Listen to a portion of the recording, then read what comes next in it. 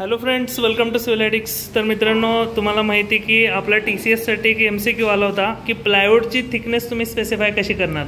तर तुम्हाला दिसतंय इथं आपलं काम चालू आहे सिव्हिलॅडिक्सचं लायब्ररीचं, आणि मला आता प्लायवुड बघून तो क्वेश्चन आठवला की बघा प्लायवुडचे हे लेअर आहेत आणि हे आपले मिस्त्री आहेत। तर सर तुम्ही सांगा की प्लायवुड कसं आहे, जुन्या काळात टेप नव्हते, काय नव्हते, आपण स्पेसिफाय करायला कसं करणार, आपण प्लायवुड स्पेसिफाय कसं करणार? ह्याच्या जाडीवरूनच सांगू शकतो की हे किती mm आहे किंवा किती इंच आहे। हां, आणि जसं तुम्ही म्हणलात की आता ह्याच्यामध्ये हे आपण हे लेअर आहेत, तर बघा मित्रांनो की लेअरनी पहिली गोष्ट स्पेसिफाय केलेलं आहे आपण प्लायवुडला, आणि ह्यामध्ये हे प्रत्येक लेअर काय सांगतात सर?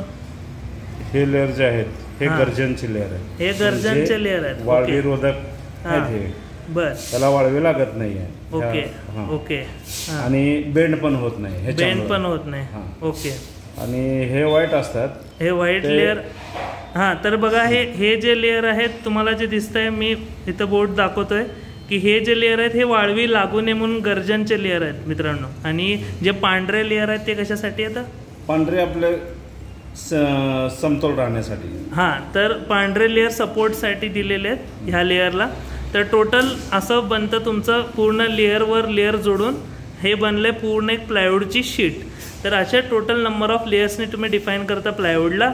आणि दुसरी गोष्ट याची स्ट्रेंथ जी म्हणतो आपण, उभं जे असतात लेअर गेलेले त्याच्यामध्ये ताकद जास्त असते, असं आडवं ओढलं की ते तुटणार। तर बघा प्लायवुडची स्ट्रेंथ कुठल्या डायरेक्शनला आहे? एक आहे तुमची परपेंडिक्युलर डायरेक्शन, एक आहे तुमची पॅरलल डायरेक्शन। तर जसं हे म्हणताय की पॅरलल डायरेक्शनला जर तुम्ही जर फोर्स लावला तर तिथं सगळ्यात जास्त स्ट्रेंथ देणार आहे, आणि परपेंडिक्युलर डायरेक्शनला कमी स्ट्रेंथ देणार आहे, बरोबर आहे?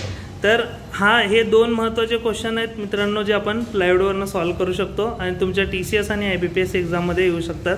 तर अशा प्रकारे जे एक्झॅक्ट प्रॅक्टिकल नॉलेज असणं गरजेचं आहे ह्या गोष्टींचं, नाहीतर तुम्हाला कळणार नाही ॲक्च्युली आणि कन्फ्यूज व्हाल, एक्झाममध्ये क्वेश्चन चुकाल। त्यामुळं व्यवस्थित अभ्यास करा आणि असं प्रॅक्टिकल अभ्यास करायचा प्रयत्न करा, तर तुम्हाला डोक्यात बसेल। Thank you for watching सिव्हिलॅडिक्स।